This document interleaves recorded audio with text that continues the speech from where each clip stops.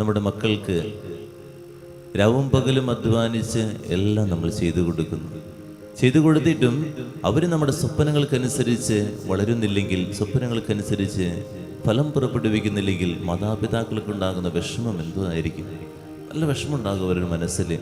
മക്കളെക്കുറിച്ച് എപ്പോഴും അവർ വിഷമത്തോടു കൂടി തന്നെയാണ് പറഞ്ഞുകൊണ്ടിരിക്കുക.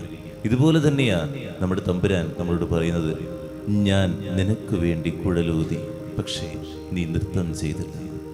ഞാൻ നിനക്ക് വേണ്ടി ഓരോരോ കാര്യങ്ങൾ ചെയ്തു തന്നു, നന്മയിലൂടെ നിന്നെ കൊണ്ടു നടന്നു. എന്നിട്ടും നീ നിന്റെ വഴിയിലൂടെ നിന്റെ സുഖങ്ങൾ അന്വേഷിച്ച് നിന്റെ പാപ വഴികളിലൂടെ തന്നെയാണ് നടക്കുന്നത്. ദൈവം എന്നെ ഓർത്ത് വേദനിക്കുന്നുണ്ടോ? ദൈവം എന്നെ ഓർത്ത് കരയുന്നുണ്ടോ? നമ്മളൊന്ന് ചിന്തിക്കണം.